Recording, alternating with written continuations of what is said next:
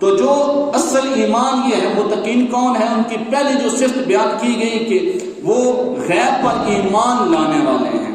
یہاں بہلول دانا کا واقعہ اگر عرض کروں، بہلول دانا ایک مجذوب تھا، خلیفہ ہارون رشید کے زمانے میں تھا۔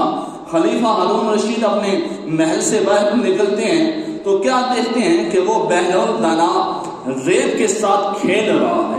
جس طرح ہمارے بچے وہ پاؤں رکھ کے مٹی کے گھر بناتے ہیں، ریت کے گھر بناتے ہیں، تو وہ ریت کے اندر پاؤں رکھ کے اوپر ریت لگا کے اس کے گھر بنا رہے تھے۔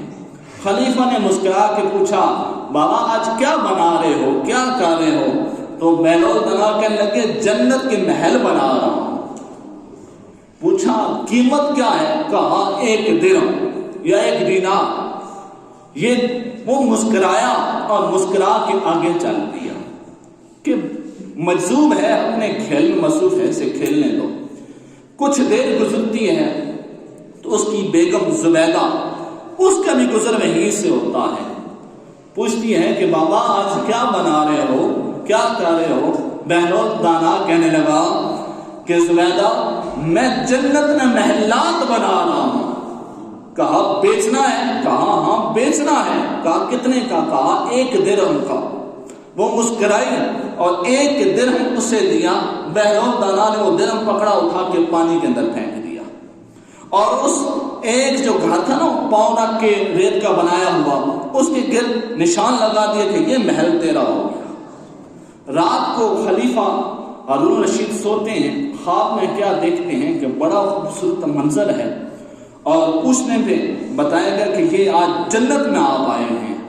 تو آگے چہل قدمی کرتے جا رہا تو ایک بہت خوبصورت محل نظر آتا ہے، اس کے باہر ملکہ زبیدہ لکھا ہوا۔ تو وہ کہتے ہیں کہ یہ تو میری بیوی کا ہے۔ تو وہ اندر جانے کی کوشش کرتا ہے، غلام کنیزیں وہاں روک دیتی ہیں اسے کہ تم اندر نہیں جا سکتے۔ کہا کہ یہ میری بیوی ہے۔ کہا دنیا کے اور جنت کے قوانین علیحدہ ہیں، وہ دنیا میں تمہاری بیوی ہے لیکن اس کی اجازت کے بغیر تم اندر نہیں جا سکتے۔ آنکھ کھل جاتی ہے، صبح وہ دوڑا پھر بازار کی طرف جاتا ہے، کاش آج پھر بہلول دانا مل جائے، اور آج پھر کاش اسی مستی کے اندر ہو۔ اور اس کی دعا قبول ہوئی، خوش ہوا کہ بہلول دانا مل گیا۔ اب یہ سوچ رہا کاش آج پھر پوچھوں تو مجھے وہی جواب ملے۔ پوچھتے ہیں بابا کیا بنا رہے ہو؟ کہا جنت کے محلات بنا رہا ہوں۔ کہا قیمت کیا ہے؟ کہا تیری آدھی سلطنت لے لوں گا، تیری آدھی حکومت لے لوں گا، اپنی آدھی حکومت مجھے دے دے اور یہ جنت کا محل لے لے۔ کہا کل تو 1 درہم یا 1 دینار تو مانگ رہا تھا، آج آدھی سلطنت مانگ رہا ہے۔ کہا کل بن ڈٹھے سودا تھا، آج تو دیکھ کے آیا ہے، آج تو دیکھ کے آیا ہے۔ آج المیہ یہ ہے، آج المیہ یہ ہے کہ ہم رب کے محبوب کی کوئی شان بیان کریں، رب کے محبوب کا قصیدہ بیان کریں، رب کے محبوب کی عظمت بیان کریں، تو سوال ہوتا ہے کہ رب کے محبوب کی شان یہ لکھی کہاں ہے؟ کہیں سے لکھی دکھاؤ تو صحیح نا۔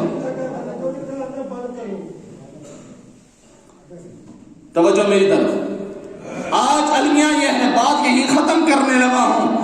آج المیہ یہ ہے، ہماری حالت یہ ہے کہ ہم اللہ کے نبی کی شان بیان کریں، اللہ کے نبی کا ذکر بیان کریں، اللہ کے نبی کی عظمت فضیلت بیان کریں، تو سوال ہوتا ہے اے بیان کرنے والے جو اللہ کے نبی کی شان بیان کر رہا ہے، اللہ کے نبی کی عظمت بیان کر رہا ہے، ذرا دکھا تو صحیح یہ لکھا کہاں ہے؟ تو ہم محبت والے جواب دیتے ہیں تم نبی کی شان لکھی دیکھی مانتے ہو، ہم تو نبی کی شان بن دیکھے مانتے ہیں، ہم تو نبی کی شان بن دیکھے مانتے ہیں۔ تو یہاں اللہ رب العزت نے ارشاد فرمایا کہ